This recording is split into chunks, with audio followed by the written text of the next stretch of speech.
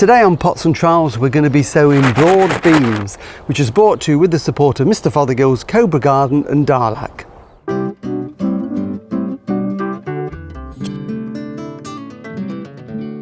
Hello and welcome to Pots and Trowels, and today I'm going to be sowing some broad bean seed. But before that, just want to take you back in time a couple of weeks, because we were back in the greenhouse and I was sowing some early peppers and tomatoes, very early with heat. Now of course if you haven't sown them, don't worry, because there's still loads of time. Right the way through the rest of February and into March you can be sowing peppers and tomatoes. But the ones that I did, I had in a little propagator in the house on a bright windowsill, just to give them that head start. And as you can see, this is 2 weeks ago, these peppers have already started to germinate.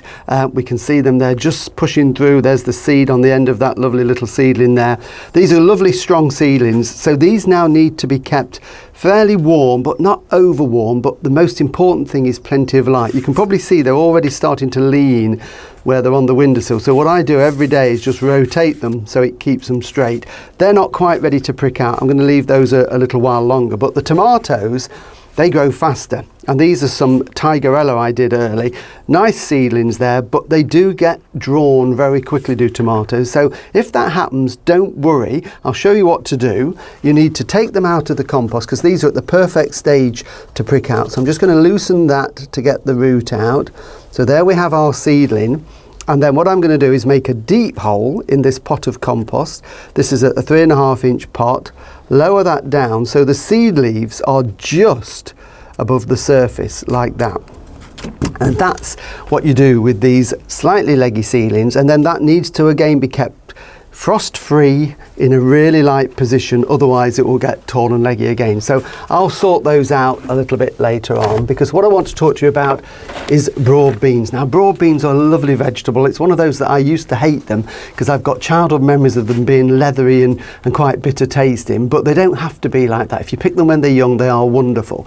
You can sow your broad beans in the autumn and overwinter them. I don't like doing that because I find if you get a cold or a wet winter like we've had, the plants just struggle outside. So I would much rather start off now, sort of mid to late February. Now, if you live somewhere very mild, you could sow them directly into the garden, but I prefer to start mine off in trays like this and then plant them out maybe end of March, early April time. The variety I grow is one that's called Robin Hood. It's a dwarf variety.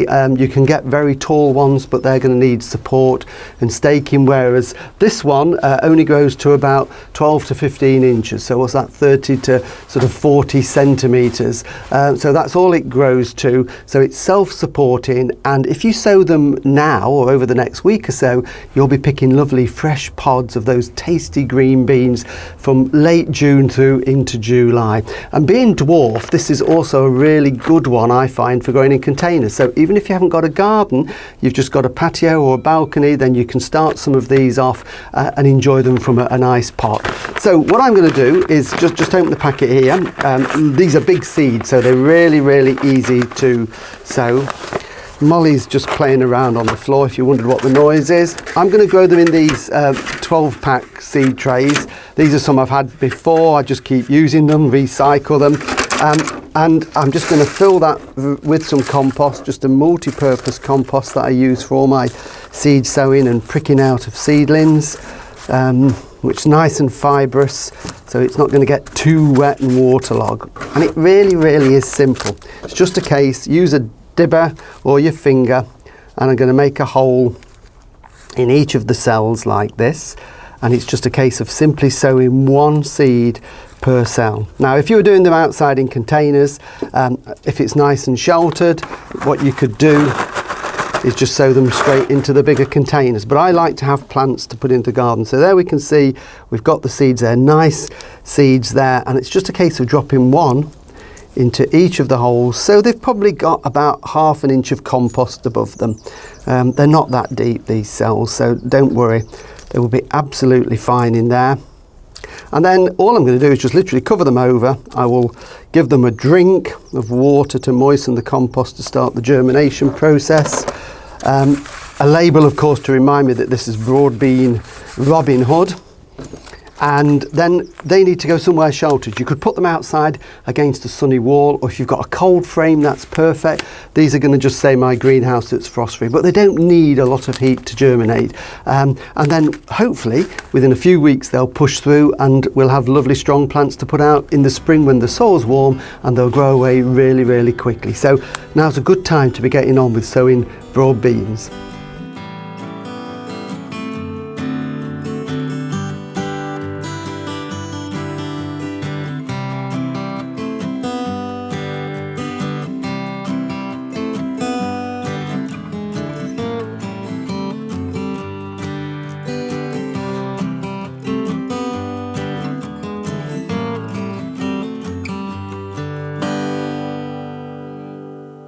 Well, thank you for watching Pots and Trowels, and happy sowing. Next time I'm going to be out in the vegetable garden where I'm going to be cutting down the autumn raspberries. We'll see you then. Bye.